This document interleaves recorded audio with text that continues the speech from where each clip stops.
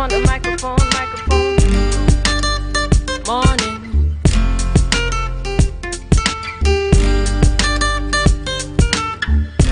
I just want a microphone. Morning. Take the mask off your face and look at me face to face. Good morning. Put a smile on your face when you're moving from place to place. Good morning. This world is getting so cold. I wanna keep running. Morning. Good morning, Tobago. Good morning, Trinidad, the Caribbean. Good morning, those of you on the live. Good morning, and welcome this morning to the Tobago Updates Morning Show. I am Rhea Richardson George. And I am Julian Skeet. Welcome to all of you joining us. Those of you joining us via Guile, the channel, M&E TV. Those of you connecting with us online via our website at tobagoupdates.com. Those of you with us via YouTube. Those of you who have subscribed to Tobago Updates. And of course, those of you joining us via Facebook, our very original medium. We want to say welcome, and morning, and welcome to the Tobago Updates Morning Show. We're coming to you here live from the Port Mall in Scarborough. It's a beautiful morning. Beautiful morning. I just need to shout out this morning that this is the day that the Lord has made, and we will rejoice and be glad in it. Indeed, we are giving thanks here this morning, folks, as we always do. Really giving thanks as we have been able, we're alive in a time where it's certainly challenging going through a pandemic for many of us. By now, we are after this extensive period of the pandemic and continuing in some way, form or fashion, we have experienced, that in terms of whether directly or indirectly. And, this morning, it puts me to a point where I want to send out condolences to the family of Kenton John. Yes. You would recall us pleading here at Tobago Channel 5 and joining the entire community of Tobago Updates and joining the entire community in terms of putting the information out there. And I really want to take this opportunity now, to join, as I was saying, to join all other media houses, to join the entire team with putting the condolences out there, condolences to Kenton John's family. I would have had the opportunity to engage and interact with Kenton during the period of, coming through university. He served similarly, Rhea, for me at the Milner Hall. That's where I had interactions with him. We didn't serve on hall together, but when you belong to the family at the university in terms of Milner, even if you were there years prior and then came afterwards, there's that connection because you belong to that family of Milnerites, now Freedom Hall. And I really want to send out condolences to the entire family there. This is certainly a loss for Tobago, and a loss for Tobago in the context of an excellent young person, someone who has contributed significantly to youth development. And I really want us to send up those prayers for the family, because this is indeed a difficult time, no doubt, for many here in the Tobago space, in fact, throughout the region, based on his connections in youth development. And as far, I want to, I dare say, worldwide. Definitely, and I want to take the opportunity to send out condolences to the family as well, on behalf of my family and our church. Now, Kenton had relatives attending our church, some of his cousins, Kai and Kayla John, and his auntie Kian, and yesterday afternoon, she contacted me on my way home. Rhea, are you still at work? No, I'm on my way home. And then I heard the bawling, and Kenton did not even come to mind. But when she gave the news, when she broke the news, it was certainly a shocker. And the thing is, Kenton would have touched the lives of not only the youth, but also those who were, the more matured persons. And he was bubbly. If you knew Kenton. Yes, he was the life of the party. He didn't back down from a challenge. All right? Julian, I can see that this is very difficult for you this morning. It is, because as I made mention, I have had communication with friends belonging to the various media houses here in the Tobago space, whether radio, whether TV, etc. Friends who I connected with through UE, who knew him as well, friends who knew him in youth development work, you just name it. And ultimately, the expressions are very much the same in terms of a very challenging time, because we are always still very hopeful hopeful that persons would make it through, you know, and I really trust that persons will look at the life that he would have lived in terms of being able to achieve so much as a young person, so much in such a short space of time.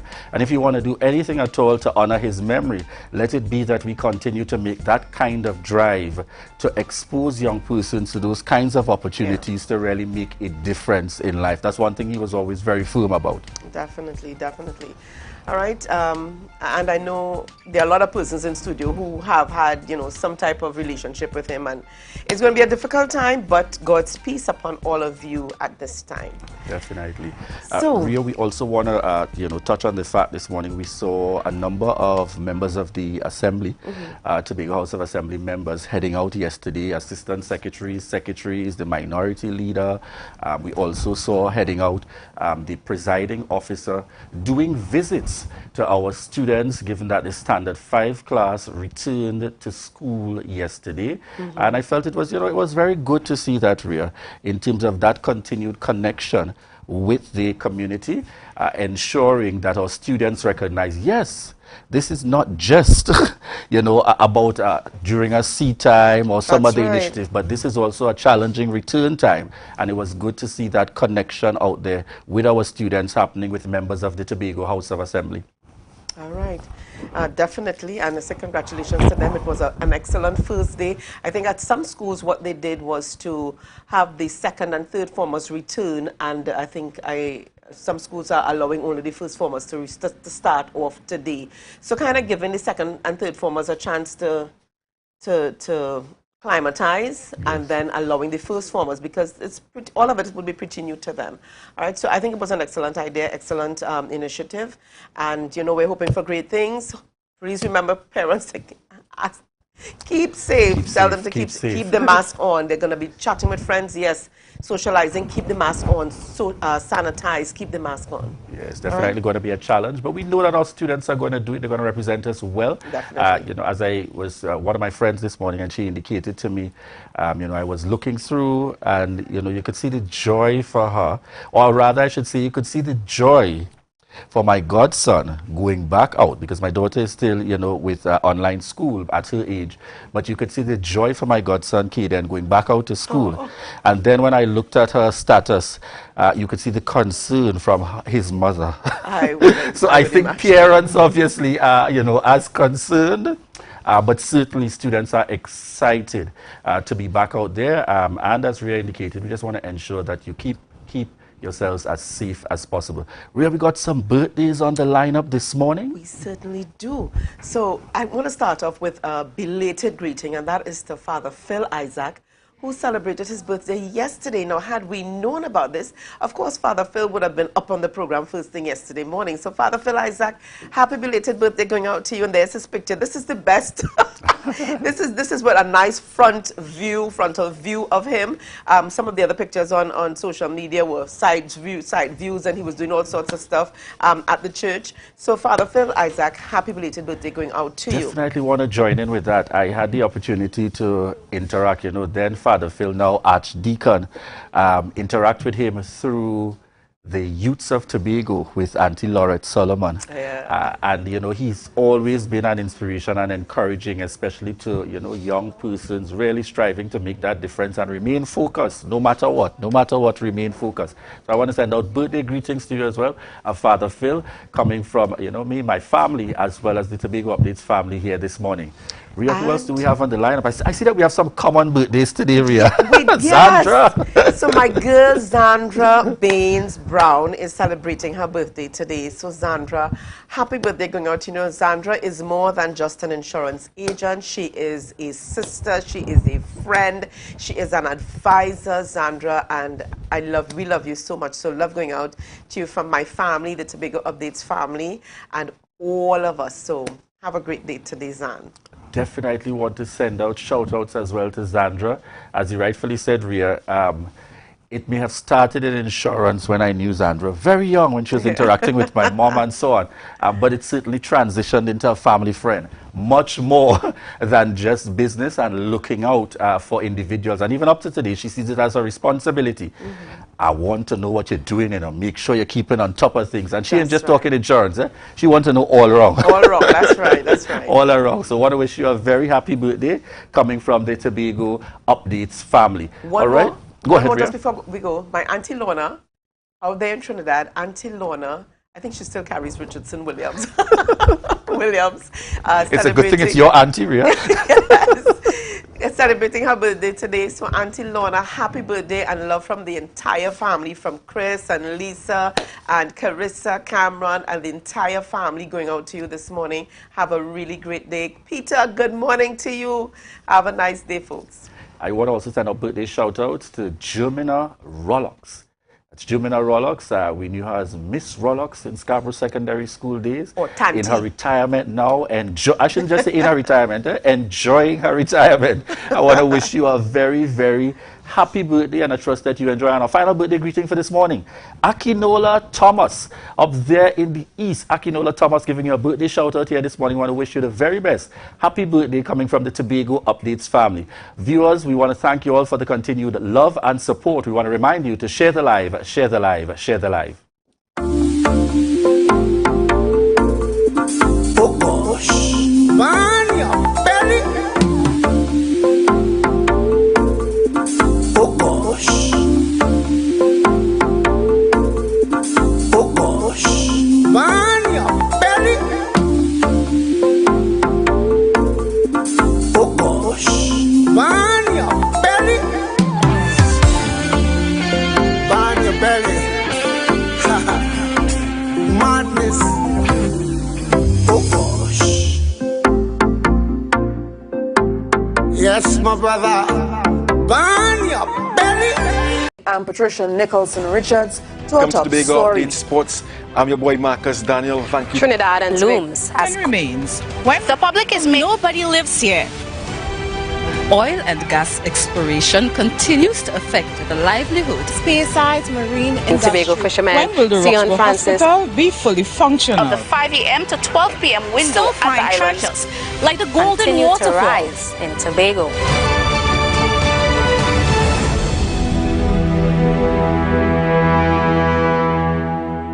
MI4 Security Services Company is the most advanced security service in Tobago. Ask about our cash and transit service. It's safe, risk-free, reliable, and timely. We provide safe banking delivery for all business types and sizes with highly trained staff, 24/7 monitoring, coordinated emergency response, and a well-maintained fleet of armored vehicles. Contact us at 660-7723 or visit our website at www.mi4securitytt.com to sign up today. You can now get whatever you need whenever you need it anywhere in Tobago with Tobago. Your meals, medication, groceries, and shopping all delivered directly to you. No more hassle, no more stress. Get the Tobago app today on Google Play or Apple App Store. That's TAPPOGO and let us deliver to you. Check our website at www.tapogo.app or call the experts at 494-TOGO and 484-4746. Tobago. Relax. We will get it to you. Tobago's at your service.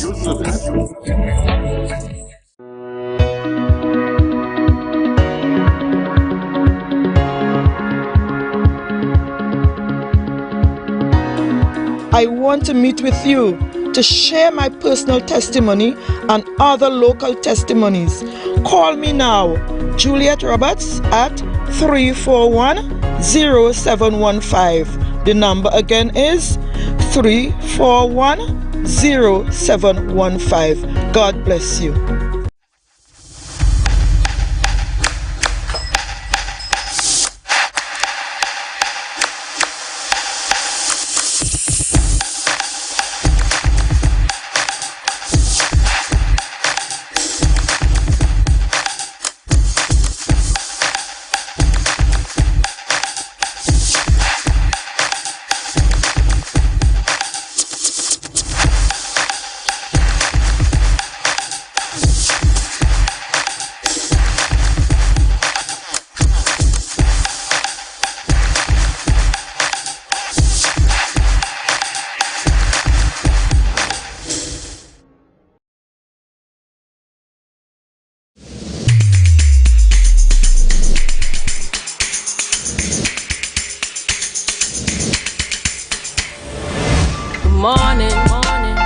good morning, morning.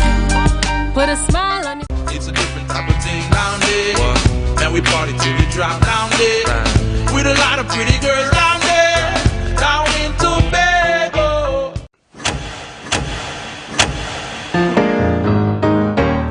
John boy, I got a call and they're asking me to talk to the nation, talk to people and tell them about getting vaccinated. Yeah. I'm not sure if I should or if it's the right thing for me to tell someone to get vaccinated. Yeah, but you just came back from Tobago. Yeah, and 3 of my friends passed. And that's when I realized, you know, I really need to say something. Similarly here, I have an insulin-dependent son, and so I had to get all my kids vaccinated. I didn't have a choice. I made the choice because of my parents. But the question is, what or who do you love more than yourself for you to make the choice to protect yourself or protect them from you? Trouble again! Trinidad and Tobago, let's stop the spread of COVID-19. Vaccinate today.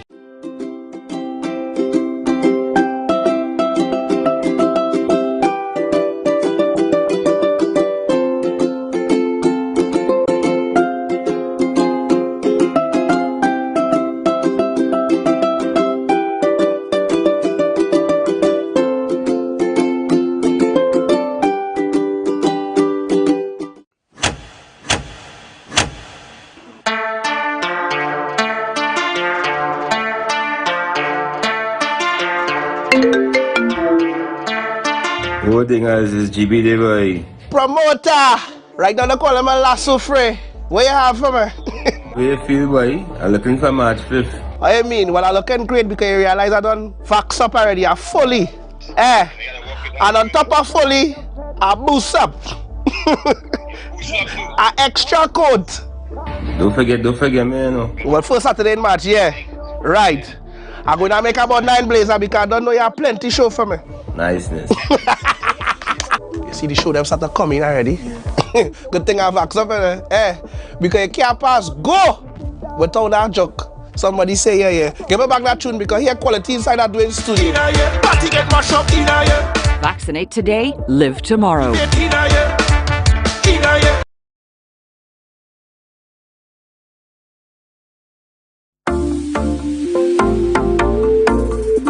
Oh gosh. Burn your belly. Oh gosh. Oh gosh. Burn your belly. Oh gosh. Burn your belly. Burn your belly. Madness. Oh gosh. Yes, my brother. Burn your belly. I'm Patricia Nicholson Richards. To our Welcome top to Tobago story. Update Sports. I'm your boy Marcus Daniel. Thank you. Trinidad and looms as remains. When the public is nobody lives here. Oil and gas exploration continues to affect the livelihood. Spearsides Marine in Tobago fishermen. When will the Sion Roxborough Francis Hospital be fully functional? of the 5 a.m. to 12 p.m. window Still find at the islands treasures like the golden continue to waterfall. rise in Tobago.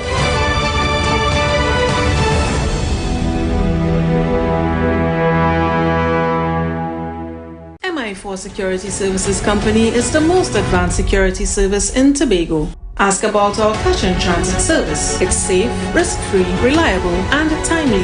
We provide safe banking delivery for all business types and sizes with highly trained staff, 24/7 monitoring, coordinated emergency response, and a well-maintained fleet of armored vehicles. Contact us at 660-7723 or visit our website at www.mi4securitytt.com to sign up today.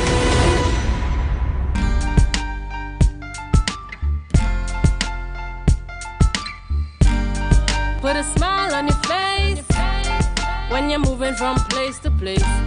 Good morning, morning. Good Morning. It's 7:19 a.m. and this is the Tobago Updates morning show coming to you live from the Port Mall in Scarborough. Viewers, in this segment, we will be chatting with the Minister with responsibility for sport and community development, the Honorable Shamfa Kaju, joining us here in studio. Good morning, Minister. Morning. Good morning. Good morning, Tobago. Good morning, Julian. Good morning, Ria. Good morning, Tobago Updates. Thank you for having me. I'm really excited to be here, and let me first and foremost say kudos, congratulations to all who came up with this outstanding idea of having this Tobago update. I think this is what Tobago needed. So I want to say this is genius, and I'm really excited. This is my first time, so thank you for having me. And you know, Ria, when you have, I have to tell persons, nope, she is in Tobago.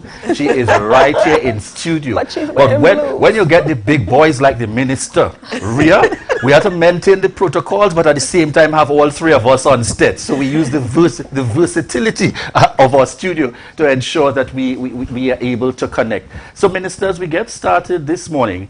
We want to start within the area of sport in the first instance. And we want to get a sense of an update from you. How has the experience been, particularly with the safe zone return to play? Okay, well, COVID-19 took us by storm, and not just Trinidad and Tobago, but all over the world. And we saw sport and sport development sort of ground to a screeching halt in many countries, in many areas, even quite recently, as recent as last year and earlier this year, you have some of the major leagues that tried to have a full tournament and had to stop because of COVID-19. So it has been very difficult for the sporting sector, but slowly and surely we have learned lessons over the period and have learned lessons so that we can return to play. In 2020, we hosted CPL cricket, and we used a template where they played in a bubble, and we carried on all the business of CPL in a bubble, and that template was then used throughout the region and in many other countries in the world as their template for return to play. So we worked with the national governing bodies. We've learned from the CPL template, and you have the international parent bodies of the different sporting disciplines who have already developed their return to play policies. So we did some negotiating and some consulting with the national governing bodies throughout Trinidad and Tobago to get their feedback as to how they would like to return to play, what measures we can put in place, because I think everybody was getting frustrated. We had the measures where you can come out for recreational play, and where national governing bodies were granted clearance or permission to have national tournaments, to practice and so on, only towards national and international competition. But we wanted to push the boundaries a little more to get more total participation in sport, to encourage athletes also and administrators to get back out there and play and do so safely. So we've developed this whole safe zone policy to allow athletes to get out there and to allow sport development to take place and development through sport. I must say the reception has been quite good throughout Trinidad and Tobago. Some people have not properly read the regulations, so we continue to go from station to station and meeting and talking with people and explaining the different what the regulations have to offer. So I'm happy that you have NTAs already doing competition in Trinidad and in Tobago too. You have football and a number of the other sporting disciplines already back out there doing what they love and doing so safely. Okay, Minister, again, it's a pleasure to have you on the program with us. Always happy to chat, to be able to chat with you. COVID-19 really did take us by storm, and we were locked down as a country for just about 2+ years. What sort of drawbacks, what sort of cons did this have on not just the facilities, but the players as well, those persons who were involved in sport, whether it was football, cricket, swimming, because, I mean, a lot of things could not happen. Give us an idea of where things are at this point. Well, To say that there was a total shutdown, I would say no. You have, we had Olympics. We had the athletes preparing for the Olympics. You had athletes participating in national and regional competitions. For instance, netball traveled, hockey traveled. They did their local games, regional games, and international games. So yes, sport has been taking place, but this return to play policy have now allowed us to get out there in a bigger way, and it has caused psychological stress, the whole COVID situation, on athletes, and it's all about learning to live with COVID. COVID is here. We don't know when it's going to end. You don't know. I don't know. WHO don't know either. So we have to do our very best to live with sport and implement the necessary policy. So this return to sport, the regulations allow for safe zones of stadia and areas which can be enclosed at 50% capacity outdoors and 25% capacity indoors for vaccinated spectators and players. There is a misunderstanding, or should I say a misconception of the regulation where people think if you're not vaccinated you can't play. That is not true. Section 4 and 5 of Para 9 speaks to having to get a medical clearance from your doctor. So it's like a letter from your doctor saying you're not vaccinated and why you can't be vaccinated. And it asks for you to take a PCR test within a certain number of days so that you could be clear to play or clear to enter the facility. So I think the regulations make provision for just about everybody so we can have a safe return to play for the different sporting disciplines. All right. So Minister, as we're talking sport, you are of course here in Tobago with us, and we would have just heard via the news and the media release of a high-powered meeting yesterday, of which you were one of the ministers on the team with the Prime Minister as they met with the Chief Secretary and Secretaries. We'd like you to give us a little insight into, how that meeting would have gone and any key things that you'd want to highlight as Minister with responsibility for sport and community development. Well, it was a very cordial, very productive meeting. We spent couple hours, could be about 4 or 5 hours meeting, and we shared from the government side the programs that we have been executed under the different ministries and how we are partnering with Tobago. It's, for the most part, it's continued partnership that have already been going on, and there are new initiatives that are also taking place. The Tobago House of Assembly also shared their side as to what they're doing and what they would like support with. So it's about working together for the people of Tobago and for the overall development of Trinidad and Tobago. I must say we got a lot done yesterday, and it was a very, very productive meeting. All right, I just want to have a follow-up question to that, Minister. I know from my engagement in youth development, you usually make it your business when you start as Minister of Sport and Youth Development at the time. In fact, as you nicely put it, you didn't wait for them to contact you. You reached out to make sure that Tobago benefits. Have those meetings taken place as yet in connecting with the new Secretary and Assistant Secretary responsibility, or are there plans in the near future in terms of connecting to ensure that there's a meetup to the continued benefit of Tobago? Definitely. We reached out to the Division of Community Development, Youth and Sport, and they have chosen the date of April 14th. Not April 14th, sorry, February 14th. So next week, Monday, the Ministry of Sport and Community Development, we are going to be doing our meeting with the Division of Community Development, Youth and Sport in Tobago. No, we're really happy to hear that. No, Minister, there's always been some concern about what government is in Trinidad and what governing body is in Tobago. What promise can you give the people of Tobago that with a PNM government in Trinidad and a PDP government in the Tobago House of Assembly, that there will be collaboration and at the end of the day, the people of Tobago will benefit? I think the very fact that we already have met the ministers in that operate out of Port of Spain. Many of them have already met with their partners here or their colleagues here in Tobago. The programs that had been running before continue to run. It's about collaboration. It's about continuing to work together. And you put down your political colors after election day. Yes, and you work in the best interest of Tobago, in the best interest of Trinidad, and Tobago. There are people who voted red, there are people who voted yellow, people who voted green, there are people who did not vote at all. And we have to serve all of them and represent all of them. So that is, if you're in the business of politics for any other reason, you're in the wrong business. It's about getting people, all the people, giving them access to the goods and services of the government and making sure everybody is treated fairly. And if you don't do that as a politician, the people will deal with you. That's just the way it works. So PNM in Trinidad, PDP in Tobago, whatever in Tobago, all businesses to continue to promote development in Trinidad and Tobago, offer assistance to Tobago to the best of our ability, and we learn from each other. We have to remember that the collaboration and cooperation goes both ways.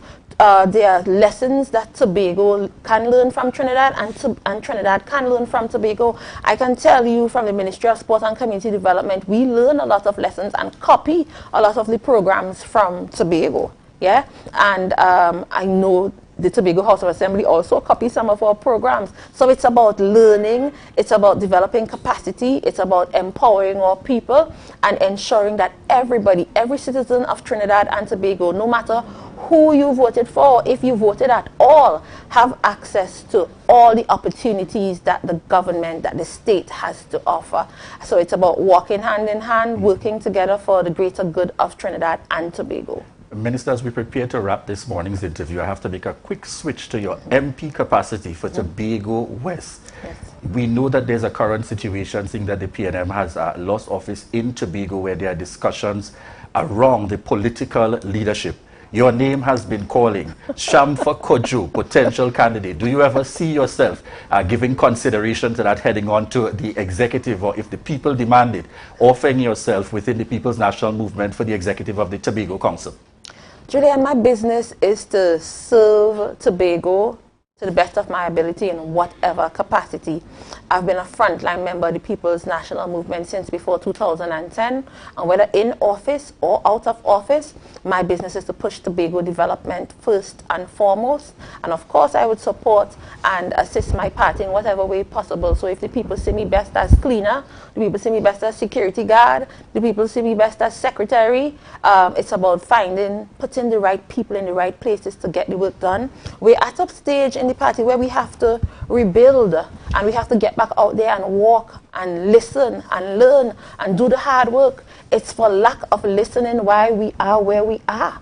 You know, so I think that Tobagonians have been speaking to us clearly for some time, and they continue to speak clearly. So there's a lot of work to be done. For me, it's not about office, it's about service, it's not about politics, it's about people getting out there, all of us, listening, learning, walking, working, and doing what's in the best interest of Tobagonians. And when Tobagonians feel ready again to choose us once again, they will. We have had our turn, now it's the PDP's turn. Nobody and no party is in office forever. Our turn would come again, and no matter who sits in the seat, when the tide raises, it raises all the boats. So we all have to work in the best interest of Tobago and Trinidad from whatever quarters, and the right people will be placed in the right places by the people, as long as we remember that the power is always and will always be with the people. Thank you so much for being on the program with us this morning. Minister Shamfa Kojo, always a pleasure to be able to chat with you. And I love that analogy. When the tide rises, it raises. When the tide raises, it raises all of the boats. So no boat is left behind. And you know, I want to add, I know the minister from university times. And trust me, if you knew her then any at all, she might have said, nope, I don't think politics is my thing. And then you have seen her transition and really be able to make that contribution. And you know, I like to use the comments of our viewers here. One of our viewers said, proper response, Minister. And another one said, right there with us, Shamfa Kojo. So we really want to thank her for joining us in this segment this morning, Minister Shamfa Kojo. Very quickly here, we've got a birthday greeting going out to Sherwin Winchester. We may have missed him earlier this morning. Celebrating his birthday today. Have a great day, Sherwin, on behalf of the Tobago Updates family. And we continue to remind our viewers this morning to share the live. But just before we share, Susan James Stewart is also sending our greetings to Mr. Archer, who turned 99 years. Wow. A walking museum father and friend to many, continue to celebrate. And this comes from Suzette James Stewart this morning. Yes, Rhea, to all all of viewers joining us. We want to thank you so much for the continued love and support. Remember, stay tuned and share the live, share the live, share the live. You can now get whatever you need whenever you need it anywhere in Tobago with Tobago. Your meals, medication, groceries, and shopping all delivered directly to you. No more hassle, no more stress. Get the Tobago app today on Google Play or Apple App Store. That's TAPPOGO and let us deliver to you. Check our website at www.tapogo.app or call the experts at 494-TOGO and 484-4746. Tobago. Relax. We will get it to you. Tobago's at your service.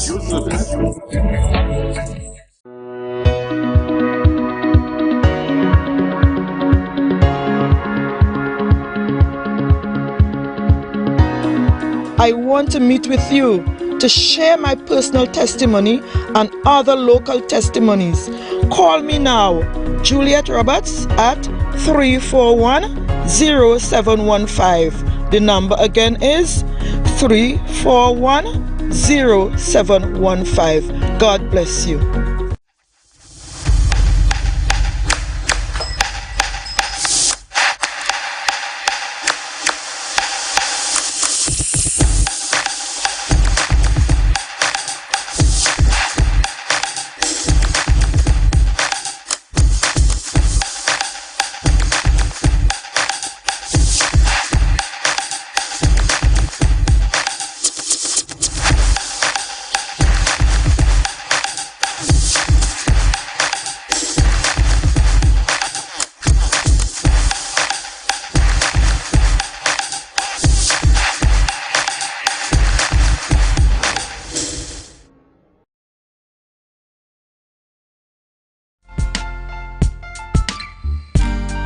Put a smile on your face when you're moving from place to place. Good morning.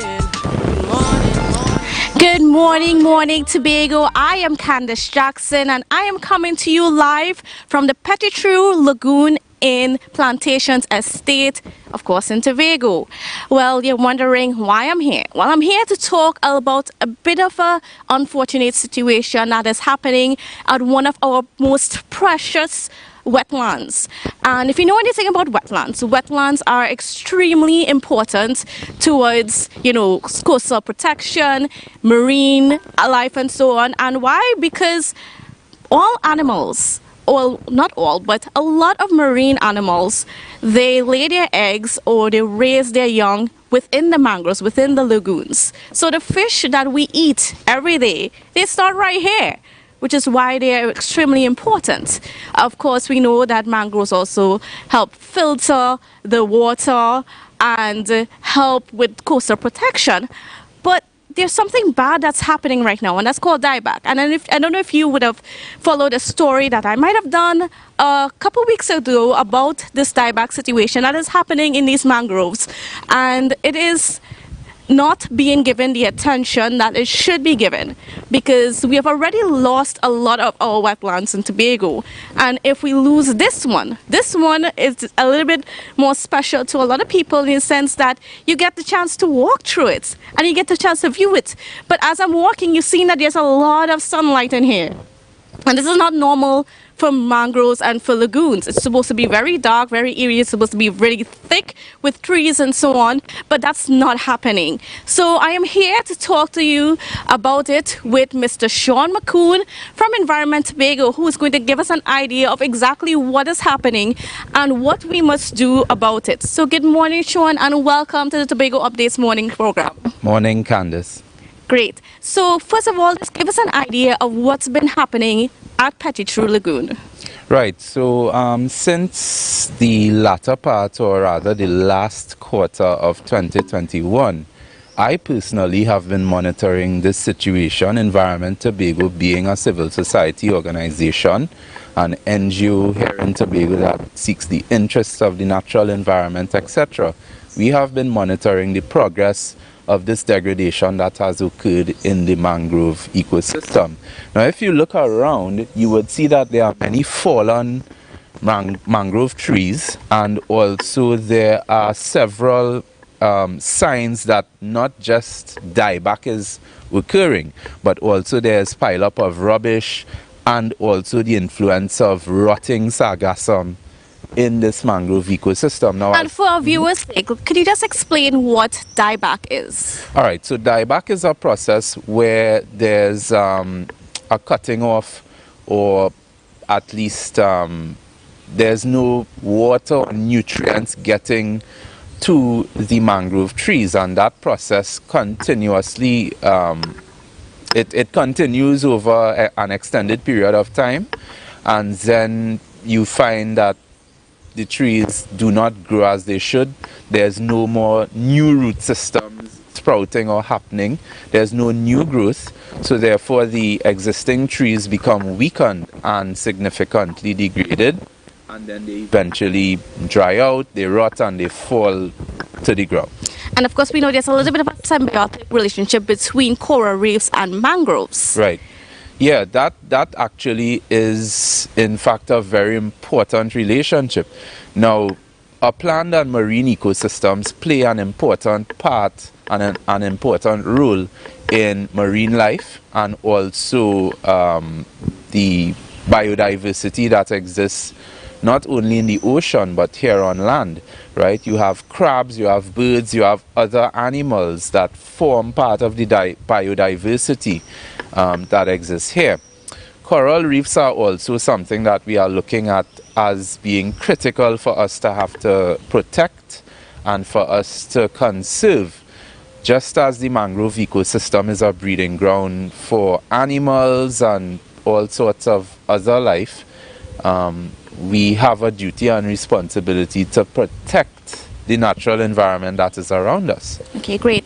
So we're having these things happening here. We also have a situation where you have the sargassum that's being washed into the mangroves that you believe is contributing to some of the issues that we're seeing right now in the lagoon. Right.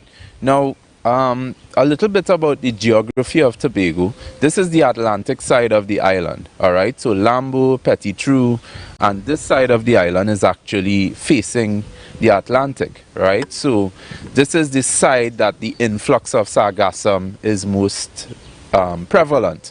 So you find that the buildup of sargassum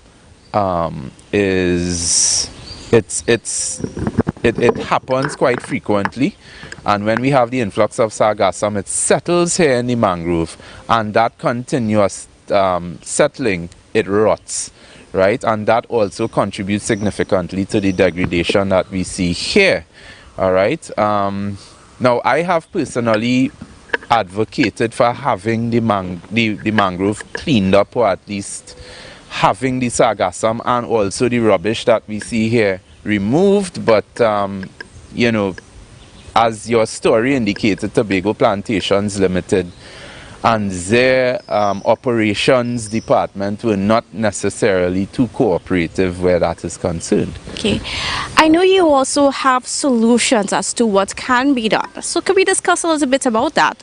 How can we help this Petit-Trou Lagoon revive itself and become what it's supposed to be? Right. Now, one thing that I am very heartened by is that the newly installed Secretary for the Environment, Food Security, Sustainable Development as well, Ms. Natasha Charles-Panton, is actually quite keen on addressing issues like this. So that is a very refreshing thought to begin with. So on a governance structure level, there is input and there is more interest, and the now Chief Secretary, Mr. Fali Chavez Augustin, is someone who also considers the environment as priority, because without the natural environment, Tobago would not be as beautiful as it is, and it would not, we would not have something to offer or contribute to visitors. So there's that part which is very heartening, and we can actually look at that as a positive. We also have civil society organizations and NGOs from both here in Tobago and in Trinidad, and also regional onlookers that are willing to actually give funding and that are willing to actually contribute to conservation drives and mangrove rehabilitation programs. Now, the Green Fund and also the Global Environmental Fund, there's access to grant funding that can actually fund or contribute to mangrove rehabilitation programs that are very much tailored for Tobago's needs, because we have several other mangrove ecosystems that exist that may need some attention in the near future. We have the Bonaccord Lagoon as well, and the whole back end of No Man's Land, Buku. There are several other mangrove ecosystems that may require that sort of rehabilitation, or at least, you know, a keen interest, just to ensure that we do not have a repeat of what is happening here in the Petit Trou Mangrove and Lagoon. Right. What can us as citizens do to help mangroves, or to make sure that we don't ourselves contribute to the dieback and, you know, destroying our wetlands? Okay, so I think the human factor, as you said, is very, very important. This boardwalk is accessible to the general public, or at least the guests at the Magdalena Resort, or people staying in the plantations properties in general. I think it's up to us to ensure that we do not litter, to ensure that we do not leave refuse and things like that. And in some shape or form, we can also contribute, because documentation is very important.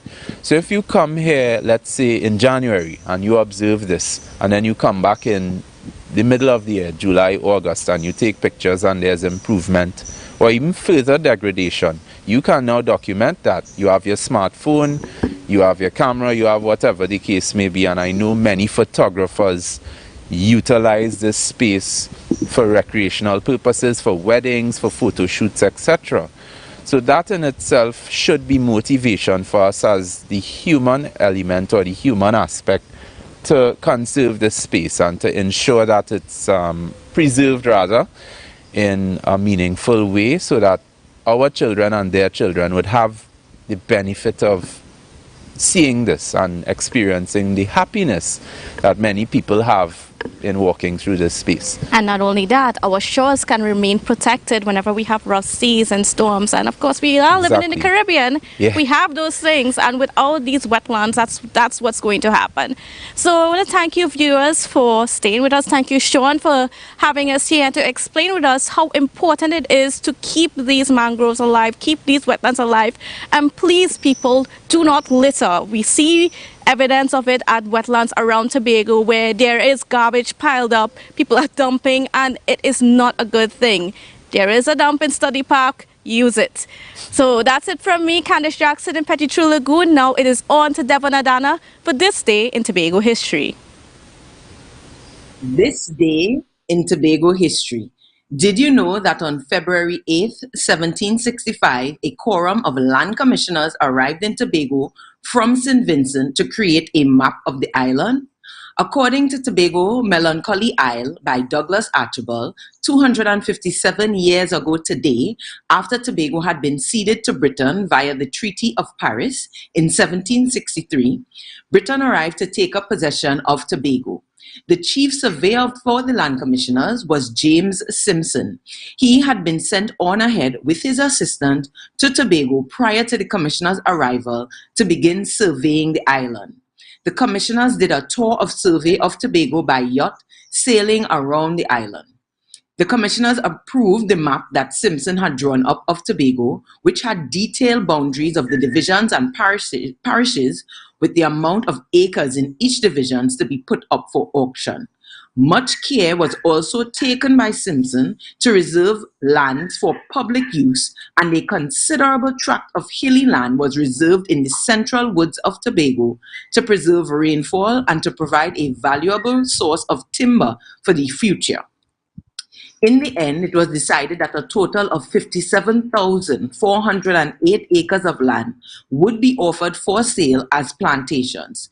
The divisions and parishes were allotted as follows. The division of Sandy Point was listed in the parish of St. Patrick.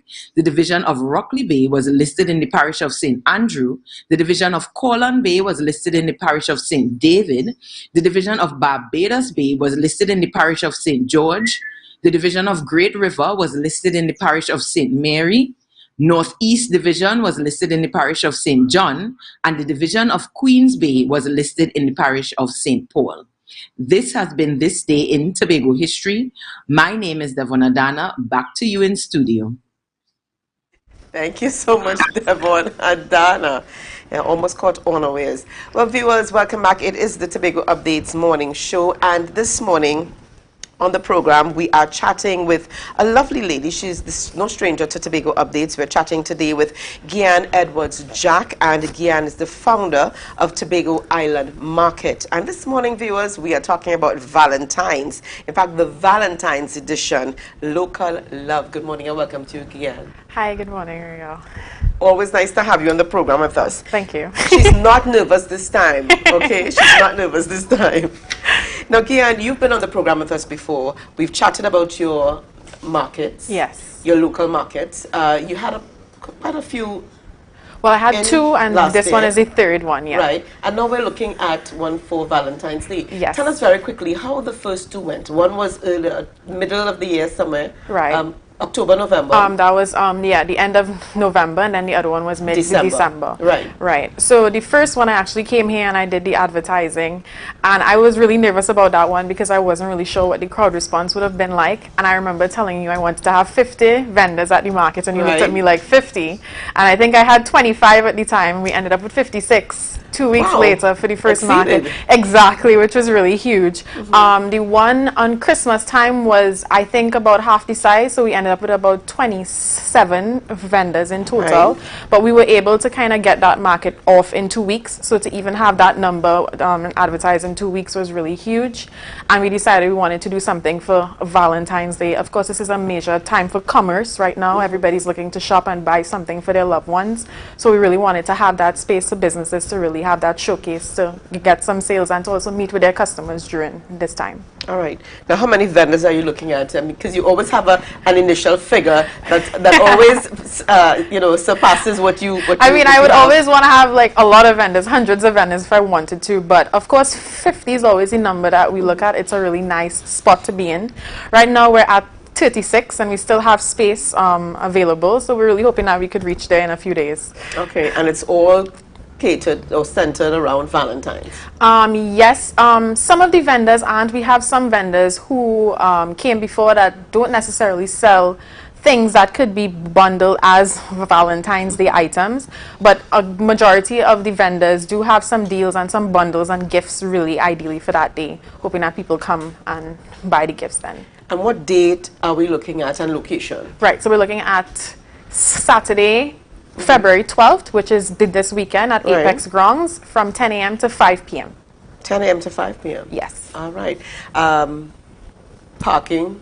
Parking. So usually what happens is that we encourage people to park on that Kilgren Bay Road side, and we also have an attendant there as well, because what happens is that back road has a lot of traffic, so we try to discourage people from parking on the main road because it kind of blocks the traffic flow during that time.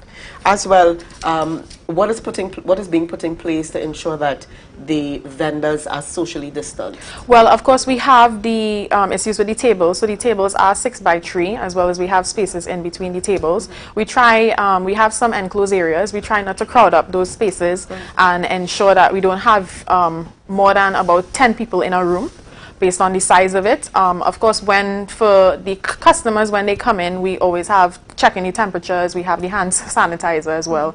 And we also record their name and information in case anything was to take place. All right. Again, thank you so much. Just before we go, any other bits of information for viewers? Right. Just to come and squeeze it in, we still have space for vendor registration. If you have a small business and you want to showcase at the market, it's going to be a really good time. We have a live DJ. We have giveaways all day. As well for the patrons, just really come out and support. It's bigger than if you have no money and you just want to window shop. I think a lot of the local businesses put a lot of love into the items that they have over the weekend, and they would just be happy to meet with the customers and have that experience. So I hope you guys come. Thank you so much. Maybe we will drop by. I hope so. Viewers, thank you so much for joining us, and we say share the live, share the live, share the live.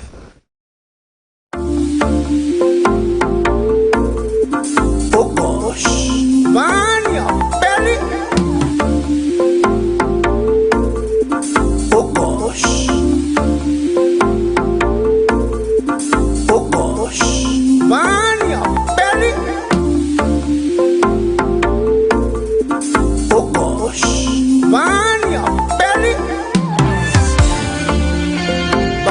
belly. Madness. Oh gosh. Yes, my brother. Burn your belly.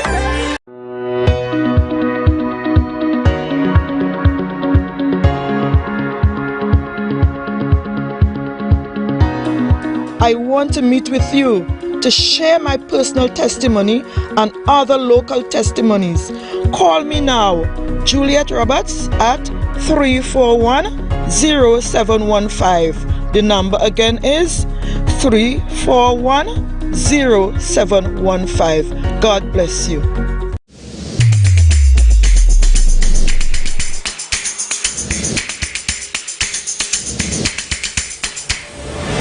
Good morning. Put a smile on your MI4 Security Services Company is the most advanced security service in Tobago. Ask about our cash and transit service. It's safe, risk-free, reliable, and timely. We provide safe banking delivery for all business types and sizes with highly trained staff, 24/7 monitoring, coordinated emergency response, and a well-maintained fleet of armored vehicles. Contact us at 660-7723 or visit our website at www.mi4securitytt.com to sign up today.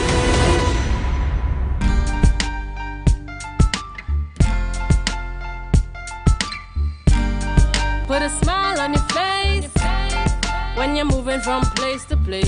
Good morning. Good morning. Viewers, welcome back to the Tobago Updates Morning Show. We are chatting this morning with Mrs. Natasha Brown Allen, who is now an author. We're talking about her book, Walking on Water, the book launch. Good morning and welcome to you. Good morning, and thank you for having me, Ria. It is a pleasure to have you on our program. And this is the wife of Pastor Roger Allen, okay? Yeah. Attached to the Seventh-day Adventist church in one of the churches in Tobago. That's correct. All right. Now, let's talk very quickly here. You are now an author. Yes. Where did this come from?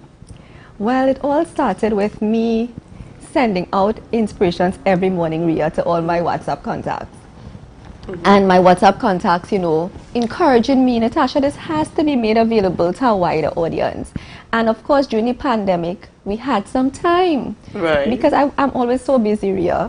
But Yes. I'm thankful that, during the pandemic, you had a little downtime. And so I was able to capitalize on this time to make this book a reality. It has been something I've been wanting to do for years. No time to do it. Pandemic came, and I'm like, okay, well, this is the opportunity. All right. Now, you said that you would have sent out inspirational quotes. Were they quotes that you had gotten from a book? Were they quotes that maybe from something that inspired you? Birthed in me. Most mornings, Ria, when I wake up, God always downloads something in my mind to share. Well, for me firstly, and then I share it with others. On the rare mornings when I don't get anything, sometimes I don't send out any devotions because I didn't receive a word from God. And some mornings, even if you will not say God said. If God didn't say it. If he didn't say it. No. Right. Because at the end of my devotions, it has inspired by the Holy Spirit and written by his servant, Natasha Brown Allen. So I can't say it was inspired if it wasn't. That's right. So that's how it all started. And of course, during the pandemic, people have been so bombarded with so much negativity. Yeah. And of course, because of that too, I love writing, and writing is one of the ways that I am able to cope and vent. And therefore, this book offered me the opportunity to be able to cope, one, and help people to cope, not just during a pandemic, but through life in general. So what type of book? How would you describe the book? I would say in one word, inspirational. And if I had to add another word, transforming. It is my hope that when viewers read this book, if you look at the cover, Walking on Water, you would see woe standing out. And that is for a purpose. It is because it is premised on Matthew 14:28 and 29, where Peter saw Jesus coming towards them. And Peter said, Lord, if it is you, permit me to walk on water. And Jesus said, sure, come. And the Bible says, and Peter walked on water. And I just imagine Peter putting his foot on the water and realizing, whoa, I'm doing it. Yes, I'm doing it. And in my mind, many of us feel as if we can't do things, we can't accomplish this or we can't accomplish that. There's never enough time or something, there's not enough money, I'm not good enough or something. But in that story, it challenges you to do the impossible. And when you keep your eyes focused on Jesus as Peter did, you will continue to walk on water. But if you remove your eyes from Jesus, Rhea, you'll begin to sink in depression, sink in problems, sink in all the negativity. But keeping your eyes on Jesus, you'll be able to walk on water. Do great things. Now tell us about the book launch. When is this happening?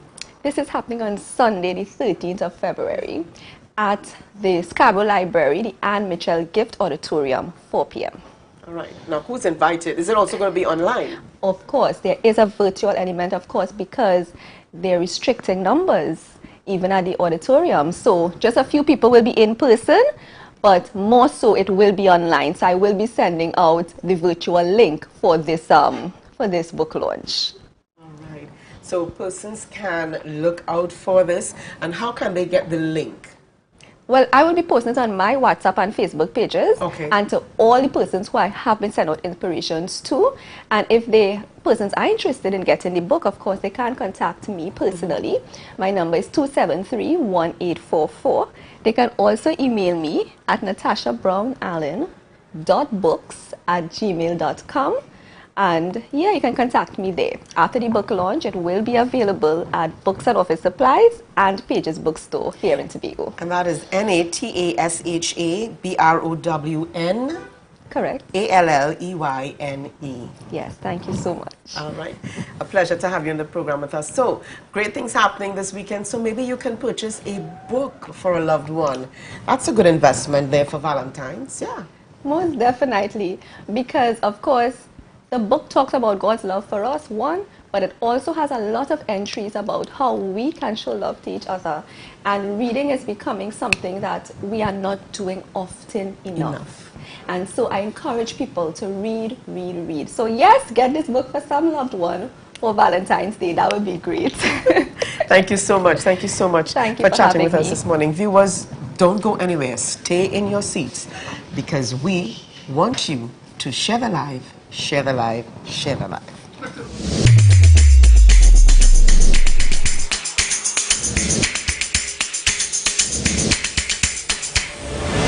Good morning, morning, good morning, morning. Put a smile on your It's a different type of thing down there. And we party till we drop down there. With a lot of pretty girls down there. Down in Tobago. I'm Patricia Nicholson Richards. Welcome to Tobago Update Sports. I'm your boy Marcus Daniel. Thank you. Trinidad and looms as remains. When the public is made, nobody lives here.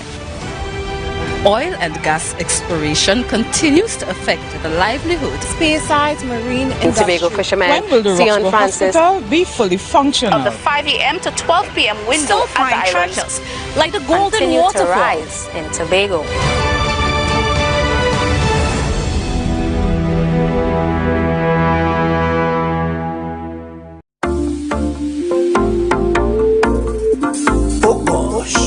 Burn your belly.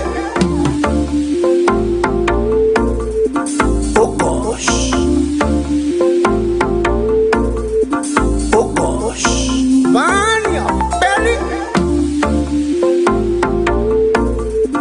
Oh gosh. Burn your belly. Burn your belly. Madness. Oh gosh. Yes, my brother, burn your belly. You can now.